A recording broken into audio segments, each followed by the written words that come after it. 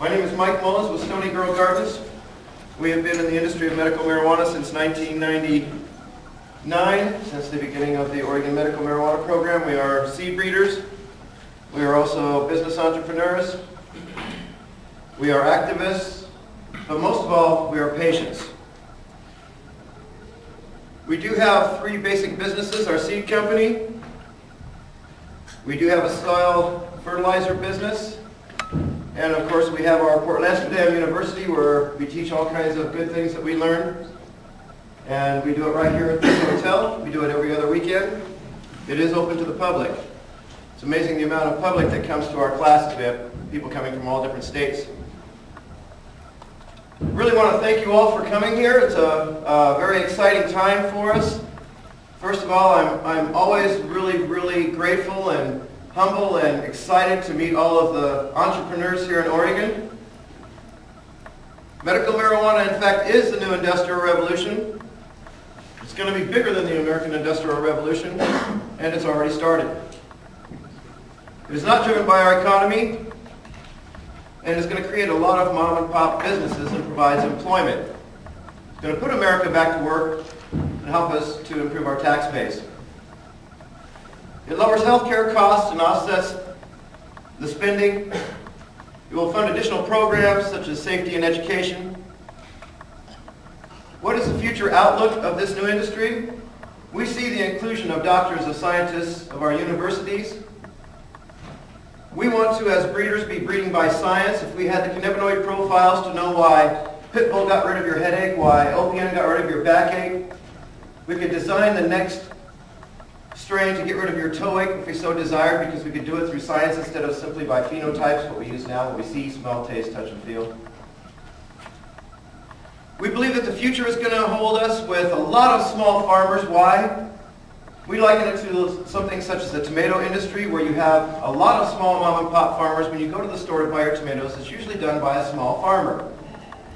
The fact of the matter is that there are too many varieties of tomatoes for one giant farm to produce, to be able to appease the public. The only time you see a mega grow for tomatoes is something like ketchup or tomato soup. It's not the ones that we buy in our market.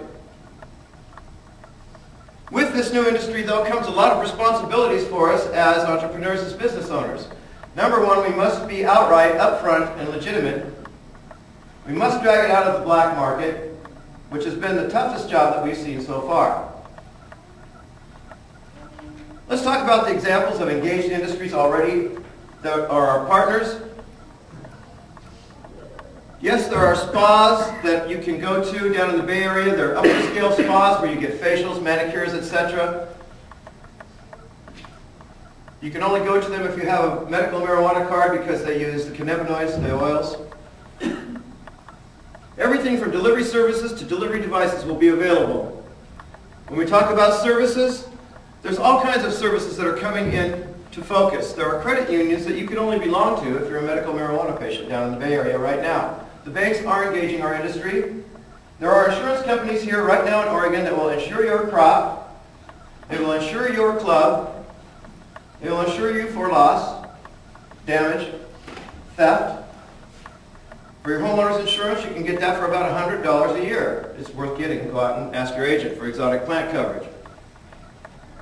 There are specialized tax accountants, specialized in advertising and marketing people, educational universities, HR and policy makers. We've worked with many rest homes, extended care facilities, in facilitating their patients who are medical marijuana card holders. They cannot just kick those patients out into their parking lots, out into the alleyways for them to get mugged, for them to get ripped off, for them to get damaged. It's their liability, their responsibility. They're coming up with new policies, new procedures for how do we treat the medical marijuana patient in our facility, even if they themselves are not medical marijuana patients. It's integrating into our society from every different facet. The patient growth rate is phenomenal here in Oregon, as it is in every other state. Remembering that the entire population of Oregon will fit in the city of LA 5 times over, and in Seattle about 3 times over, there's a heck of a lot of need out there, and one of the things that no state has ever done correctly is first assess the need of the patients. How can we design a solution unless we know what we need to design the solution for? The patient growth rate from 2000 to 2008, and by the way, we will be updating this for 2011 soon, has been incredible. There's been over a 53% growth rate. The population is showing that. There's over 50,000 patients registered for 2011, and that population is expected to double annually. Here are the old current statistics. The new ones are out now as of October 1st. I apologize they're not up there, but this will give you an idea how fast the growth rate has been. This shows 49,000 patients in the program, with many more to be in there as soon as they're acknowledged as patients. But of those 49,220 patients, only about 40,000 of them have to go out on the black market. That's a big, huge portion of our population that will not grow for one reason or another. There's many patients that don't have access to their medicine. DHS does not supply a guidance or a support system. Most of these patients have never tried marijuana in their lives. Daily we see in our clubs new patients coming in recommended by their doctors, and they can't even hardly say the word, let alone know how to use the product. They're not old hippies coming in looking for a high. These are new patients being recommended by their neurosurgeons, by their doctors, by many different doctors.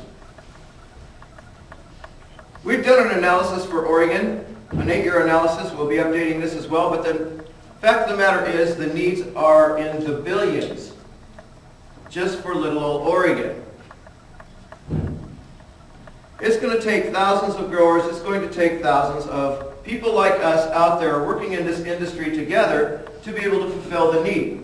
My shop isn't going to do it. Your shop isn't going to do it. It's going to take lots and lots of us, and we need to work together.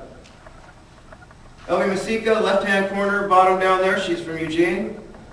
Friend of ours. She gets 300 pre-rolled cigarettes every 25 days from the federal government, as does the other 3 living patients. This is what the federal government considers a safe daily dosage. Consider that the study that we did over the next 8 years will consume over $36 billion in demand from Oregon patients. That will double if patients use more than 1 joint a day. If they use 2 joints a day, that's twice that. 3 joints a day is 3 times that. Double the population on top of that, and of course you have twice that over again, twice that over again. So there's a huge, huge need.